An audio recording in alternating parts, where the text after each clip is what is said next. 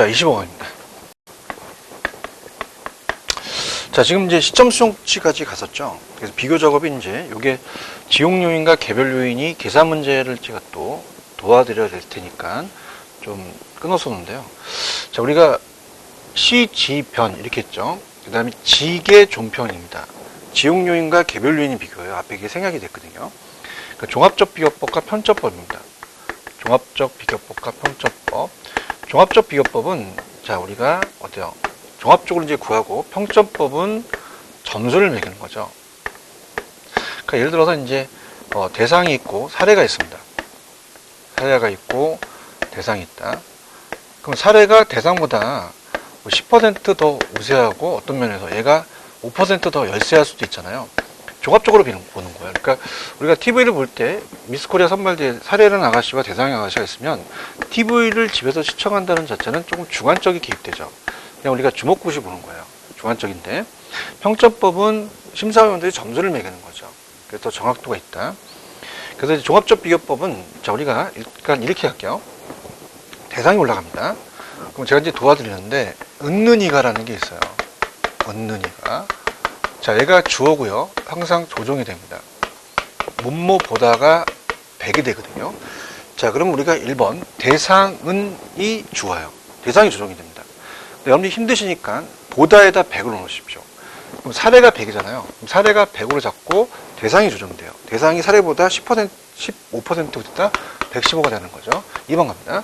자, 보다에다 100으로 잡으세요. 대상 보다가 돼 있죠. 대상이 100이고 사례가 조정이 돼요. 그럼 사례가 5% 열세다. 95가 됩니다.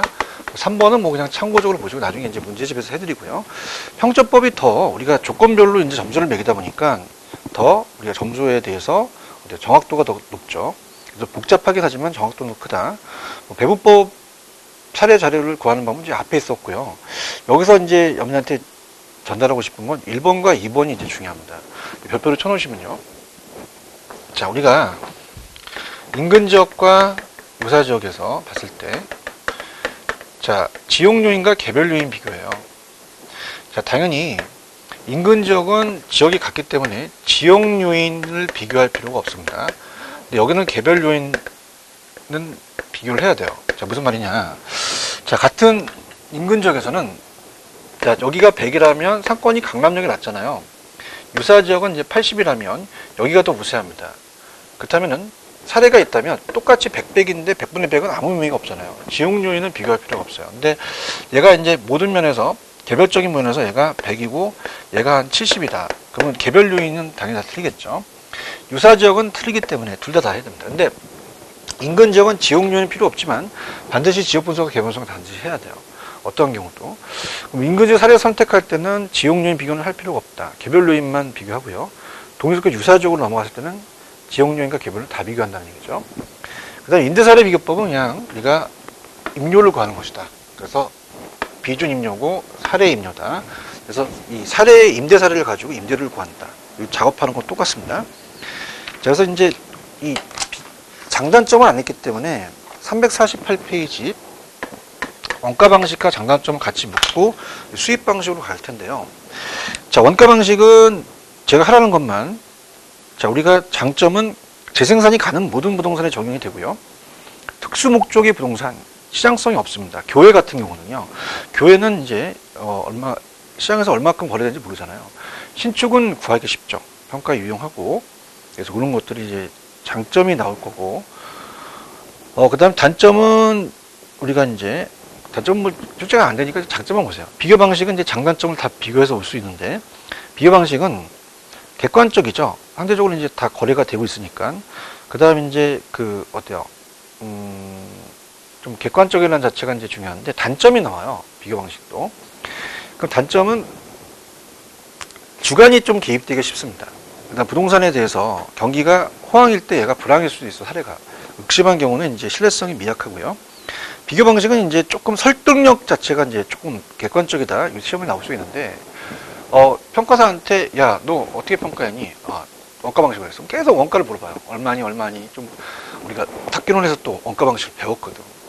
그 수입 방식도 어떻게 되니? 막 그러는데 비교 방식은 비교 방식은 나가서 저기 30억이니까 30억 거래해서 내가 평가했다. 배당 올리면 되거든요. 그러면 자체적으로 더 이상 할 게 없어. 얘기가. 설득력이 있다는 것은 비교 방식이에요. 자, 우리가 지금 갑순이가 한 25살 되는데 한 40세 먹은 아저씨를 데리고 왔어. 그래서 엄마한테 보여줬어. 엄마 나 집 갈 거야. 엄마를 딱 봤을 때 막 속이 상하죠. 그러면 야, 너 집까지 내가 너 키우는데 얼마가 들어가는데 이게 원가고요. 그 다음에 너는 쟤랑 살아가지고 나중에 얼마만큼 또 이제 먹고 살래? 수입 방식이거든요. 그러면 그거는 뭐 거의 말이 안 돼요. 엄마가 왜 내 인생 책임져? 내가 알아서 할 거야. 그런데 갑순이 보고 야, 너 을순이 똑같은 동창이 있는데 걔는 네가 지금 8살이지 않니? 근데 연하를 데리고 왔대. 근데 연봉이 막 10억이래. 그럼 비교가 되잖아요. 그래서 비교 방식 설득력이 있다는 얘기고요. 수입 방식은 나중에 이제 제가 마무리를 할 거고. 자, 그 다음에 이제 가장 어려운 게 수입 방식이에요. 자, 그래서 우리가 이제 원가 방식은 비용 조건법, 코스트 어프로치. 그 다음에 이 비교 방식은 마켓 어프로치. 그 다음에 수입 방식은 인컴 어프로치, 소득 접근법이거든요. 이게 가장 어려워요. 왜냐하면 원가는 그냥 원가 하나씩 봐가지고 적산이라는 건 쌓는다는 거거든요. 그래서 하나씩 쌓아서 그 원가가 얼마만큼 들어가는지 보는 거고, 비교한 거는 뭐 사례가 2억이면 나도 2억이다 이렇게 볼 수가 있는데, 수입 방식은 장래 수익을 가지고 평가한다는 거거든요. 상당히 어렵습니다. 미리 이제 간다면 수입 방식이에요. 자, 수입 방식에서 가액을 산정하는 게 우리가 수익 환원법입니다. 그래서 수익을 가액으로 환원해 달라는 거죠. 그래서 이제 그 시상가액이 우리가 수익 가액이 되거든요. 그럼 우리가 평가사가 봤을 때, 아니면 우리가 평가를 할 때는 내용 연수로 본다면, 자, 과거가 지나온 연수고요. 지금 현재가 있고 미래가 잔존 연수라 본다면 장래가 중요하죠. 그래서 장래에 대한 순수익을 가지고 따져요. 그래서 우리가 환원율로 나눕니다. 환원율이 하나의 할인율이라고 볼 수가 있어요. 그래서 우리가 일단 가볼게요. 자, 일단 시기 중요할 테고요. 우리가 이제 이 순수익을 옛날에 예상 총수익에서 총비용을 뺀다고 나온 거는 옛날에 좀 많이 계산이 나왔어요. 근데 요즘은 이제 순영업 소득이라고 잘 나온다고 제가 말씀드렸죠. 순영업 소득. 그래서 갈게요. 수익 환원법이란, 환원이라는 단어가 들어갑니다. 수익 분석이 들어가거든요.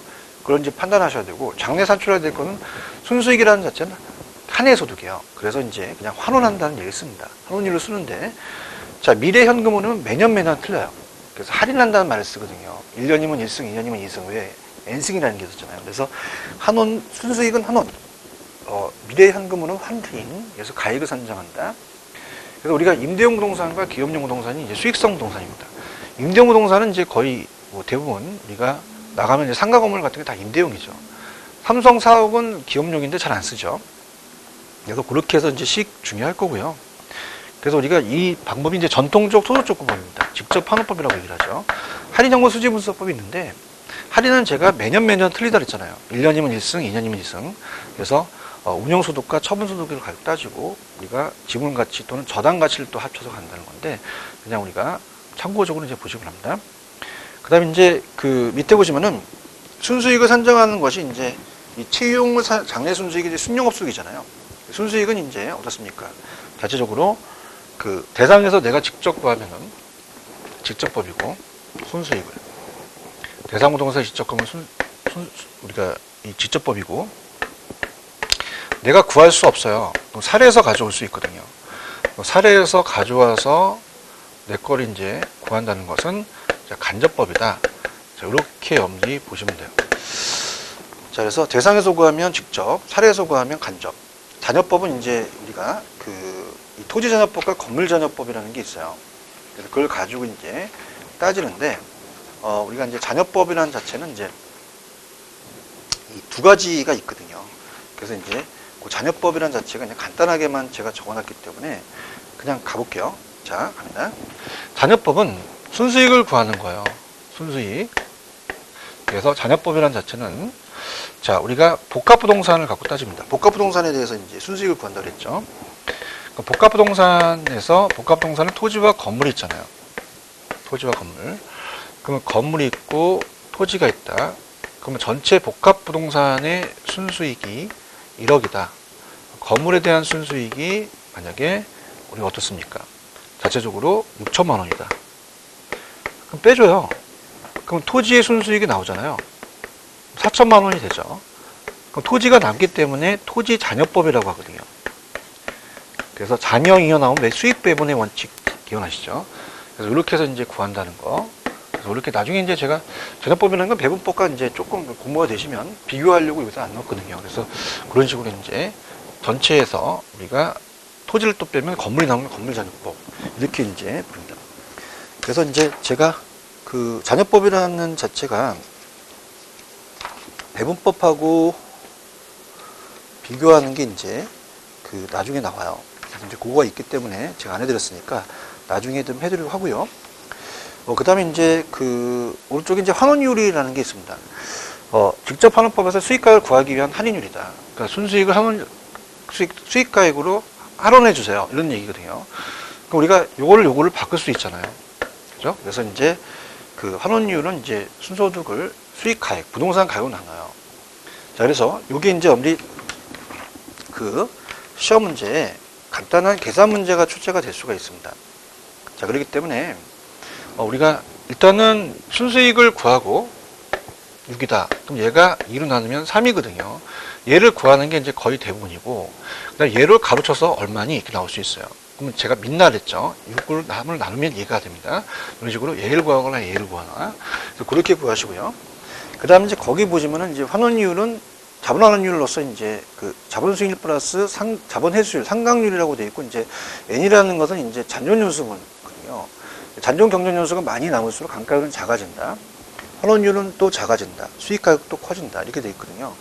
자, 그래서 환원율에 대해서 개별 토지가 다 틀리기 때문에 그런 식으로 제가 해놨는데, 자, 여기는 이제 넘겨보시면은 제가 어디다가 좀 그 자본 수익률과 회수율을 좀 깊게 넣어놨냐면, 페이지 가시면은 358페이지 자본 수익률과 자본 회수율이라는 게 있어요. 회수율은 상각률이거든요.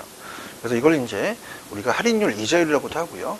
앞에가 삼각전이라면 얘는 삼각 후 환원율로 된다. 그 다음에 이제 그걸 갖고 이제 따진다는 거죠. 부동산 가격으로 나누는 게 됐으니까.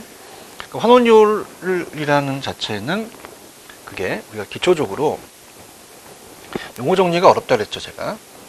자본 수익률 플러스 자본 회수율이에요. 자본 수익률 플러스 자본 회수율. 자, 그럼 우리가 자본 수익률은 나눴을 때는 할인율이라는 표현을 씁니다. 물론 뭐 여기가 삼각전이니까 삼각전 환원율은 삼각 후에다가 삼각률을 더하는데 거기까지 좀 어려워요. 그래서 이제 오늘 이제 나중에 이제 제가 문제가 있으면 그때 이제 가도록 하고요. 자, 이게 감가상각률입니다. 그러면 자본 수익률이라는 자체가 이제 굉장히 우리가 여러분들 처음 접하기 힘들잖아요. 그럼 내가 이제 1억을 투자합니다. 그럼 1억을 투하에 따라서 투하 자본이에요. 투하 자본. 1억이 투하 자본이 들어갔어요. 1억에 대한 것이 들어갔습니다. 투하 자본. 거기에 대한 수익률이 있다면 그 수익률이 10%다.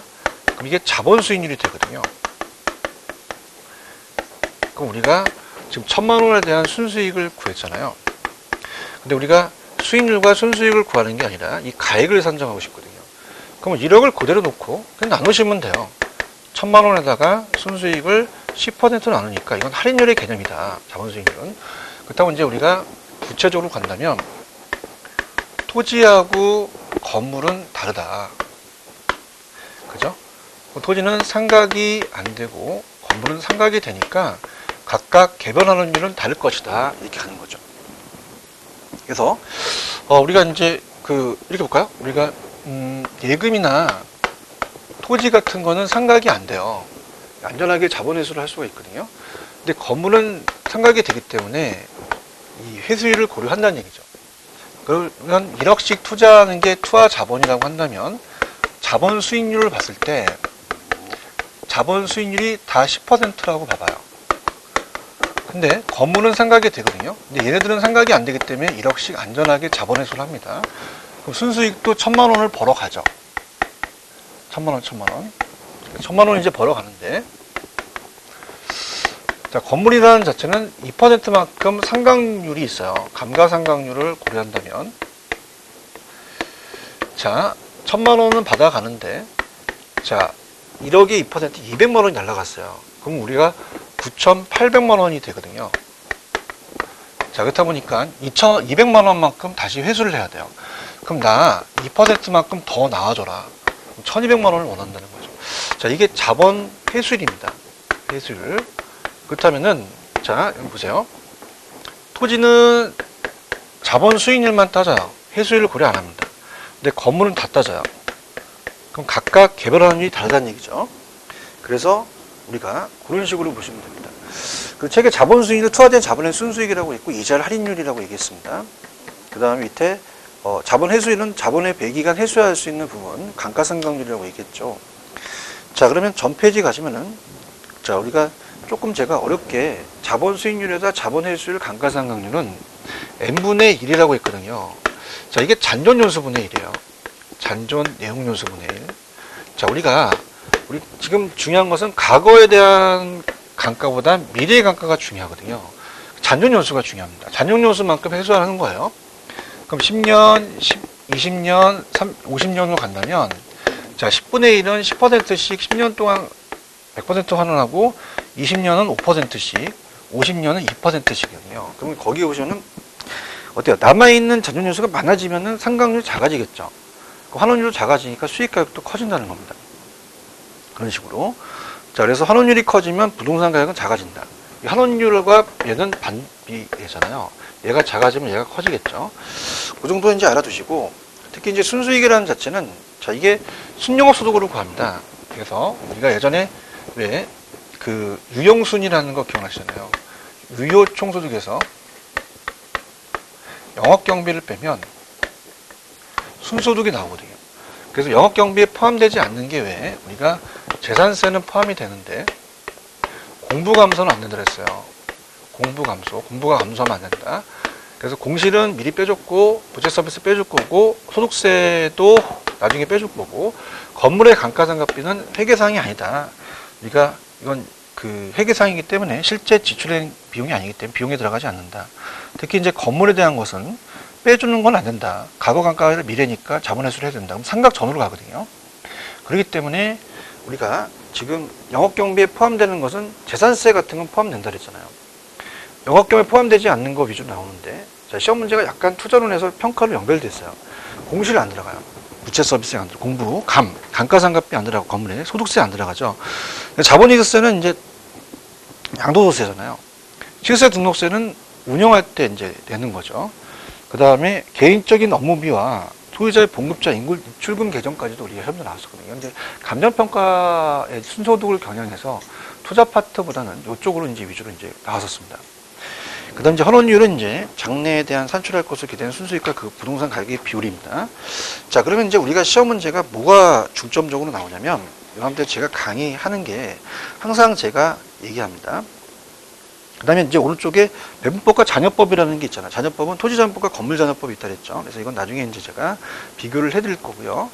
그 문제집에서 환원율을 구하는 방법 위주로 가세요. 자, 이게 이제 가장 출제 빈도가 높습니다. 그러니까 여기를 중점적으로 공부하셔야 됩니다. 얘는 환원율을 구하는 방법이 앞쪽에 감가 수정하는 방법이 내분간 분심, 내분간 어떻습니까? 내관 분심 이렇게 5가지가 있었는데 시장추진법과 임대료환원법은 손실환원법 안 나오고 보통 내관분 상액률 이렇게 얘기를 하잖아요. 그래서 그거랑 얘가 오지선다로서 아닌 걸 집어넣을 수가 있거든요. 그래서 환원율을 구하는 방법은 가장 수입 방식에서는 중요하다고 볼 수가 있어요. 그래서 환원율을 구하는 방법 위주로 가겠는데요. 자, 우리가 이제 환원율을 이제 구한다라고 한다면, 자, 우리가 토지하고 건물이 틀렸죠. 그래서 이제 물리적 투자결합법에서 설명할 겁니다, 또. 그래서 요거는 이제 환원율을 구하는 방법이에요. 환원율을 구하는 방법.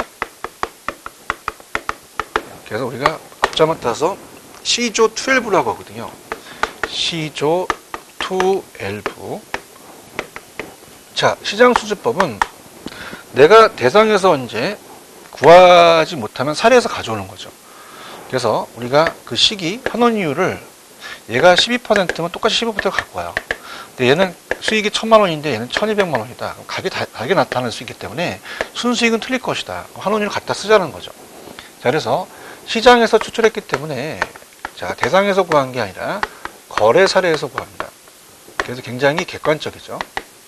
그러니까 우리가 집에 남편분께서 이제 이 월급을 갖고 오라는 것은 이만큼 나와달라는 얘기죠. 월급 좀 달라는 얘기야, 나한테. 그러면 이제 시장추출법은 옆집 아저씨만큼 달라. 조성법이라는 것은, 자, 이 아저씨가 조씨 아저씨인데, 자, 조씨 아저씨께서 이제 굉장히 순수하세요. 무위험률이죠. 그 순수율이라고 하거든요. 그럼 우리가 무위험률에다가, 근데 위험한 게 왜냐면, 갑자기 이제 막 돌발 상황을 벌여요. 막 술도 막 갑자기 마시다가, 뭐 더 돈이 막 이상한 데 막 나갑니다. 그럼 위험하죠. 위험할 종류를 더한다는 거죠. 그래서 자체적으로 우리가 대상에서 구하는 건데 조성법은 요소 구성법이라고도 합니다. 요소 구성 방식. 요소 구성법이라는 것은 그 위험에 대한 요소가 구성 요소가 하나가 아니라 여러 가지예요. 하나씩 따져서 조성법이라는 얘기죠. 그래서 우리가 무위험률에다가 여러 가지 구성 요소를 분해해서, 자, 이건 아까 최근 사례니까 시장추출법은 최근 사례부터 환원율을 구한다는 거 체크하시고, 시장성 있고 설득력이 있다는 것은 객관적이에요. 조성법은 그 구성 요소를 분해해서 무위험률에다 개별적인 위험할을 더해서, 자, 이거는 이제 평가사의 주관이 개입됩니다. 그래서 지나치게 또 평가사가 가격을 조작할 우려가 있거든요. 저당 환원율이 미치는 영향을 고려하지 못했죠. 주관적이라는 자체가 출제가 됐었어요. 그래서 얘는 맞히기가 쉬운 게, 얘도 조정법인데 얘도 지읒 들어가잖아요. 이렇게도 보고요.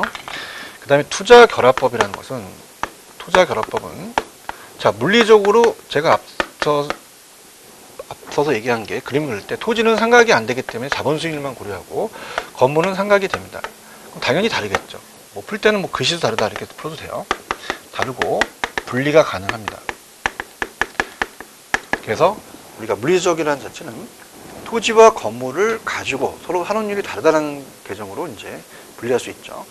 그래서 이제 토지는 제가 자본 수익률만 따져요. 근데 건물은 회수율까지 고려하기 때문에 건물에 대한 게 10%가 큽니다. 그럼 토지 가격 비율이 40%면 건물이 60%죠. 그래서 그걸 가중평균해서 한다는 게 제 요약집에 나와 있는 계산 문제가 뺏겼어요. 출제원들이. 그래서 깜짝 놀랐는데. 자, 물리적은 이제 좀 한계가 있죠. 야, 물리적으로 따진다는 것은 토지와 건물을 어떻게 나누냐. 그건 나눌 수가 없다. 그렇다면 이제 금융적으로 가자. 자, 금융적이라는 자체는 이건 좀 낫지 않니? 자, 우리가 저당에 대한 그 은행과 지분 투자자는 서로 다르다. 그럼 요구하는 게 틀리니까 이게 더 발전되지 않는 거니, 이지 않니? 저당 투자 요구수와 지분 투자 요구수 다르다는 것도 중요하고요. 자, 이건 아직 계산이 안 나오는데, 지분은 지분끼리, 저당은 저당끼리 먹습니다. 그럼 우리가 지분 비율이 70%면 저당 비율이 30%죠. 그럼 지분 배당률이 10%고 저당 상수가 5%면 지분 배당률은 내가 먹는 거고요. 배당을 먹는 거고, 저당 상수는 은행이 먹는 거예요. 그래서 이렇게 해서 이제 발전된 게 에르두법이에요. 자, 에르두는 이제 뉴욕 보험회사 감정평가사였습니다. 그러니까 평가사 입장이니까 지분 투자자 입장으로 가요. 그러니까 저당 지분 환원법은 저당 소득과 지분 소득을 환원해서 가치를, 저당 가치와 지분 가치를 구했거든요. 그럼 에르두법은 이제 중요하기 때문에 여기 다시 한번 필기를 해볼게요. 에르두법, 저당 지분 환원법이라고 합니다. 자, 그러면은 얘는 이따 보여드리겠지만 세전현금 수지로 따져요. 그럼 세전현금 수지로 따진다는 것은 일단은 저당 고려했습니다. 부채 서비스를 뺐으니까. 근데 세금을 고려하지 않았죠. 이때 세금은 이제 소득세, 법인세를 얘기하거든요. 그 다음에 이제 이 의뢰인이 이제 우리가 지분 투자자다 보니까 지분 투자자 입장으로 가요. 너무 치우친다는 거, 이게 단점이 될 수가 있습니다. 그 다음에 세 번째는, 자, 한 해 소득으로 갖고 따집니다. 한 해 소득을 갖고 따지는 게 아니라 매기간 소득이 다르다는 거죠. 그래서 1959년 우리가 이 평가의 전과 후를 완전히 바꿔놨어요. 1992년 가요계를 바뀐 게 서태지와 아닌데 그건 안 나오죠. 자, 우리가 옛날에는 무식했어요. 그냥 한 해 소득으로 가자. 그럼 한 해 소득은 안 맞잖아요. 매기간마다 소득은 틀릴 것이다. 이렇게 얘기를 하고요. 그 다음에 옛날의 방식은 가치 변화를 고려 안 했습니다. 가치가 그냥 그대로 있는지 알아요. 근데 항상 가치는 변합니다. 그래서 가치가 상승하기도 하고 하락하기도 하죠. 그래서 가치가 상승, 하락을 고려했다라는 거고요.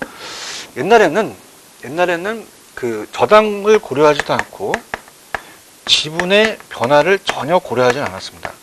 고려를 하지 않았어요. 근데 어떻게 됩니까? 우리가 이제 자 1억이라는 게 있으면 8천만 원이 저당이고요. 자 2천만 원이 지분이라면 자 저당은 항상 원금이 상환됩니다. 그 원금이 상환되는 분은 없어지는 게 아니라 지분으로 형성이 돼요. 지분 형성물을 따졌거든요. 그게 얼마나 중요하실래 지분 형성 노면이다 분이겠습니까? 그래서 야매로 저당이 지분으로 환생했다 그래서 저당 지분 환원법이라고 하는데 그건 야매고 저당 가치와 지분 가치를 갖고 따진다는 얘기예요. 그래서 이제 우리가 에르도법은 저당 지분 환원법은 이제 한 해가 아니라 매기간 세전을 따집니다. 보유기간 동안에 가치 변화 고려했고요. 자, 보유기간 동안에 지분 형성물을 고려했죠. 소득세 법인세가 부동산 가치 미치는 효과를 고려하지 못했습니다. 세금 못했어요. 그 다음에 너무 지분 투자로 갔죠. 그래서 부채 감납법은 저당 투자니까 미리 간다면 우리가 자 재밌게 LG전자라고 하시잖아요. 그럼 LG전자 지분 투자다 이렇게 잡으시면 됩니다. 그래서 이거는 이제 다음 페이지에 이제 나중에 문제집 가서 제가 해드릴 텐데 그 예전 이 저당 지분 환원법이요.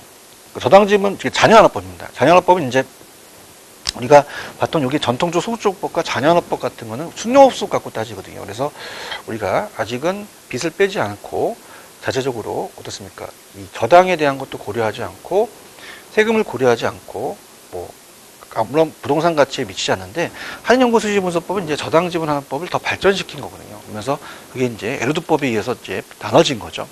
그래서 그렇게 염두에 보시면 되고요. 자, 그다음에 이제 부채감납법은 이제 개텔입니다. 개털이 아니라 이제 은행 직원인데요. 얘는 이제 은행 입장으로 봤어요. 그래서 부채니까 내게 아니라 이제 은행이니까 저당 투자자 입장으로 가는 거죠. 그러다 보니까 이제 저당 투자자 입장이라는 자체가 이제 넣어주시기 바랍니다. 부채니까 당연히 저당 투자자 입장. 그럼 이제 환원이율을 구했죠. 얘가. 그래서 이게 다 은행 입장이에요. 그래서 이제 은행 입장이다 보니까 저당 상수라는 게 있잖아요. 원리금 산정할 때. 그 다음에 부채 감당률이니까 부채 비율이 아니라 부채 감당률이 1보다 커야 되죠. 부채 감당률을 갖고 따졌고요. 자, 그 다음에 대부 비율이라는 게 있잖아요. 이걸 갖고 따졌다. 그래서 이제 돈을 못 갚으면 저 익숙한 부대에 가서 돈을 받아야 되잖아요. 저 부대. 자, 그래서 오지선답니다. 그래서 우리가 C조 12 이렇게 암기를 해주시고 되고요. 자, 우리가 그 아저씨가 조씨였잖아요. 조씨. 그래서 조씨, 손으로 봐. 그랬더니 한 반에 12명이 있어요. 12. 자, 시장은 객관적이고 거래사례에서 가져오고, 그다음에 조성법은 지읒 들어가니까 주관적. 투자결합법은 그냥 물리적, 토지, 건물, 금융적 저당 지분은 다릅니다. 글씨가 다르다 그래도 그냥 맞춰버려요. 그래서 우리가 계산 문제가 나올 수 있으니까 요거 체크하시고요. 계산은 얘가 하고 더부대가 계산 문제가 나와요. 그 다음에 LG전자는 우리가 지분 투자자. 그래서 우리가 세전 갖고 따졌기 때문에 세금은 고려 못했다. 저당은 고려했지만 지분 투자자, 한해 소득을 아니고 매기간이다. 그래서 가치 변화 고려했고 원금이 상환되니까 지분 형성을 고려했다. 자, 부채감납법은 부채니까 당연히 이게 LG전자니까 에르돈 지분 투자자, 부채감납법은 저당 투자자, 저부대라는 게 있죠. 자, 그렇게 보시면 바랍니다. 자, 그래서 우리가 수입 방식은 수입 분석법서부터는 제가 요거는 26강에서 해드리도록 하고요. 자, 지금 여기서 이제 끊어서 여러분한테 볼 거는 자, 장단점만 좀 볼게요. 우리가 이제 앞쪽에서 가시면은 장단점이 페이지 3, 4, 8이잖아요. 그래서 장점이 나옵니다. 얘는 다른 방식보다 이론적으로 강해요. 자, 우리가 부동산이라는 건 장래익을 현재 가치로 파는 게 부동산 가치의 본질입니다. 가장 이론적인 방식이 수입 방식인데 아직은 우리나라는 수입 방식을 안 쓰고 비교 방식을 많이 사용해요. 그래서 뭐든지 모르겠다면 거래사례 비교법을 찍으시면 되죠. 그래서 임대료는 임대사료밖에 없어요. 근데 우리가 이 신고했다는 가격 차이가 좀 없습니다.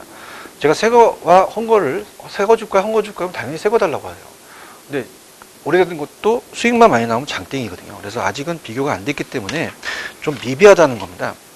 그래서 이제 우리가 26강에 가시면 수입 분석법이 있어요. 수입 분석법과 이제 공시제도가 약간 좀 바뀐 게 있거든요. 나중에 이제 프린트로 제가 보완을 해드릴 테니까 여긴 안 나와서도 제가 잠깐 책에 적어드린 다음에 우리가 마치도록 하겠습니다. 자, 그래서 지금 우리가 여기까지가 25강이었죠. 그래서 다음 시간엔 26강에서 수입분소법이 임료예요. 공시지가 다음 시간에 강의하도록 하겠습니다. 조금만 쉬었다 가시죠.